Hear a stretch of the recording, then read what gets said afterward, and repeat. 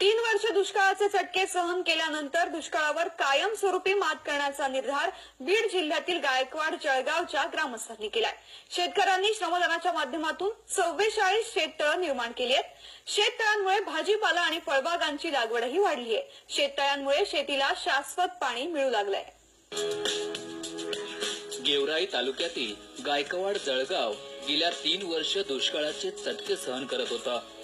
मात्र हा दुष्काळ कायमस्वरूपी हटावा यासाठी गावातील प्रत्येक शेतकरी पुढाकार घेत आहे। कृषी विभाग तसंच ग्रामस्थांच्या श्रमदानाच्या माध्यमातून या गावात सुमारे 44 शेततळी निर्माण झाले आहेत। सुरुवातीला गावात राष्ट्रीय फलोत्पादन अंतर्गत 4 शेततळी मंजूर झाली। त्यापैकी एक संपत आगरकर यांना मिळालं। त्यांची 3 एकर शेती आहे। त्यांच्या शेतात 1.25 एकर मध्ये मोसंबी आणि 1 एकर मध्ये डाळिंब आहे। 3 वर्ष दुष्काळ असतानाही शेततळ्यामुळे त्यांची बाग वाचली, तसंच चांगलं उत्पन्नही मिळालं। ग्रामस्थांना शेततळ्याचं महत्त्व पटल्यानंतर शेतकऱ्यांनी शेततळ घेण्यास पुढाकार घेतला। आज या गावात 2 वर्ष पाणी पुरेल एवढा पाणीसाठा शेततळ्यात शिल्लक आहे। शेततळ्याची संकल्पना पहा, आम्हाला 3-3.5 एकर शेती आहे। त्यापैकी अर्धा हेक्टर मोसंबी आहे माझ्यावाली आणि 1 एकर डाळिंब आहे माझ्याकडे। परंतु त्याला या दुष्काळाच्या संकटाअभावी पाण्याची अडचण भासायची सतत। तर मग हे मागेल त्याला शेततळ अशी स्कीम ज्यावेळेस शासनाने काढली त्यावेळेस मग आम्ही आमचे जमदाडे सराकडे किंवा कृषी सहाय्यकाकडे कॉन्टॅक्ट करून हे मागेल त्याला शेततळ्याच्या योजनेमधून शेततळी घेतली। आणि मग हे शेततळी घेतल्यानंतर आता ज्यावेळेस पाऊस पडतो त्यावेळेस विहिरीला बोरला पाणी येतं, ते पाणी आम्ही थोडं करून एवढं तलाव भरून ठेवतो शेततळ। आणि नंतर मग ज्यावेळेस खरीची गरज आहे, एक आपली जसं बँक बॅलन्स आहे तसं एक आम्हाला शेतकऱ्याला ही अशी कल्पना वाटली की ही आपली एक शेतीची बँकच आहे, पाणी वॉटर बँकची। आणि मग हे पाणी आम्ही थोडं घेऊन फळबाग जगवतो।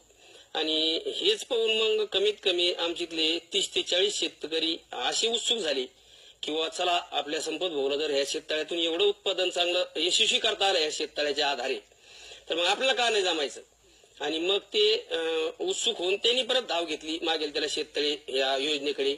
आणि असं करीत आज आमच्या गावामध्ये 40 ते 42 शेततळे झाले आले। कमीत कमी आता हे भरून पाण्याने भरलेले शेततळे 10 ते 15 शेततळे पाणी भरून पॅक आहे ते। आणि नवीन कामं ही 25 ते 30 आहेत। असं मिळून 42 शेततळे झाले आहेत, पहिले जुने 4 आणि नवीन 40। शेततळ्याच्या निर्मितीसाठी गावातील तरुण शेतकरी एकत्र आले। गावातील शेती बागायती करण्याचा निर्धार त्यांनी केला। मागेल त्याला शेततळे या योजनेत स्वतः श्रमदान करून गावात शेततळे निर्माण करत आहेत। ज्यावेळेस आमची समजा कोरडवाहू शेती होती आणि काही मित्राची बागायती शेती होती, ज्यावेळेस बागायती शेतीमध्ये गेल्यानंतर आपल्या शेतीकडे असं म्हणजे काम करावं अशी भावना होत नव्हती।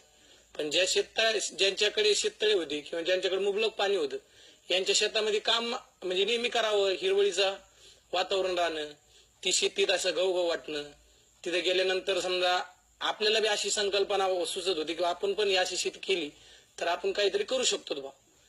मग त्या संदर्भातून आम्ही शेततळ्याचाच निर्णय सगळ्या मुलांनी समजा एकत्र घेतला, तरुण वर्गाने। शेततळ्याचं महत्त्व पटल्यानं गावातील आगामी काळात 100 शेततळी बनवणार असल्याचं शेतकरी सांगतात। कृषी विभागानं लहान शेतकऱ्यांना पॉलिथिनसाठीही अनुदान द्यावं अशी मागणी शेतकऱ्यांनी केली आहे। सुरुवातीला आमच्या गावात 4 शेततळे झाले। ते 4 शेततळे झाल्यानंतर सलग 3 वर्ष आम्हाला दुष्काळ पडला। आणि त्या 4 शेततळ्याची जी काही समजा मालक होते तर त्यांच्या फळबागा वाचल्या। आणि त्यांची प्रेरणा घेऊन कृषी अधिकाऱ्याच्या सहाय्याने त्यांच्या सहकार्यामुळे आज आमच्या गावात 44 शेततळे झाले। तर ह्या 44 शेततळ्यासाठी कृषी खात्याने खूप म्हणजे हे केलं। आणि आमचा तरुण वर्ग जे शेतकरी हे सगळा एकत्रित आला केवळ कृषी खात्याच्या लोकांमुळे। आणि त्याच्यामुळे काय झालं, आज ही जी 44 साल झाले याचा आज जवळजवळ 10-20 तळ्यामध्ये पाणी, बाकीचे थोडे राहिले कामं आणि ती बी प्रगतीपथावर आहेत। आणि आणखी अशी काही प्रेरणा आहे लोकांना का शेततळे खांदायची। तर आमच्या गावात आज 300 उंबरा सांगितलाय, तर त्या 300 उंबऱ्यापैकी जवळजवळ आज 50% काम पूर्ण होईल ते या 1-2 वर्षात। आणि त्यांच्या सहकार्यामुळे खूप ही चांगलं झालंय। आणि शेततळ्याशिवाय पर्याय नाही, ह्या जी दुष्काळामध्ये जी काही समजा जी तारलं तर ह्या शेततळ्यांनी तारलं असं म्हणायला काही हरकत नाही. आज आम्हाला 100 शेततळे पूर्ण करायचे असं आमचं टार्गेट आहे. पण कमीत कमी प्रत्येक घरागणीच एक शेततळ असावं अशी आमची इच्छा आहे. ते आमच्या गावामध्ये पाणीच नव्हतं, पण आता शेततळे झाले आमच्या गावामध्ये. जवळजवळ 40-42 शेततळे झाले, त्याच्यामध्ये 10 शेततळे पाणी भरले. आणि आता आमची अशी इच्छा आहे का आम्हाला जे शेततळे आता ज्याच्याकडे थोडं थोडं क्षेत्र आहे त्यांनी पण ते शेततळे केलेत ना. ज्याच्याकडे 3-3 एकर शेती त्यांनी पण ते शेततळे केलेत. पण त्याच्यात आमची अशी इच्छा, आम्हाला सरकारने त्याच्यात 50% अनुदान द्यावं आणि पन्नी जशी शेततळ्याची मदत केली तशी पण आम्हाला पन्नी सुद्धा आम्हाला सरकारने मदत करावं ही आमची इच्छा आहे. शेततळ्याची मोहीम राबवण्यात कृषी विभागाचा मोठा वाटा आहे. अधिकाऱ्यांनी शेततळ्याचं महत्व पटवून देऊन जनजागृती केली.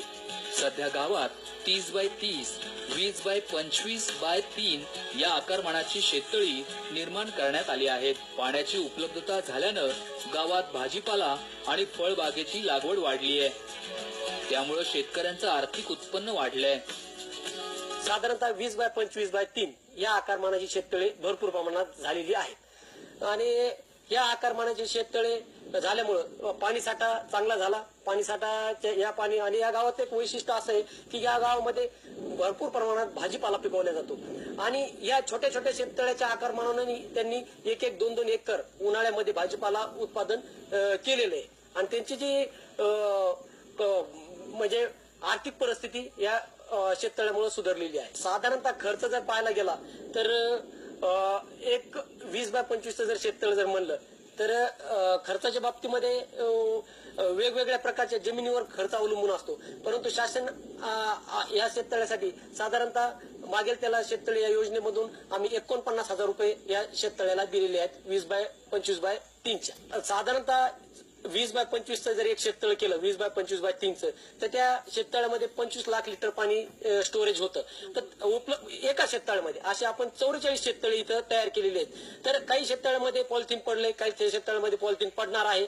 तर अशा पद्धतीने पाण्याचं स्टोरेज दिवसेंदिवस वाढत चालणार आहे. शेततळ्यामुळे इथली पारंपरिक पीक पद्धती जी होती म्हणजे कापूस किंवा बाजरी अशी पिकं सोडून शेतकरी फळबाग भाजीपाल्यासारख्या पिकांकडे वळते आणि त्याच्यातून त्याला उत्पन्नात निश्चितच वाढ होते.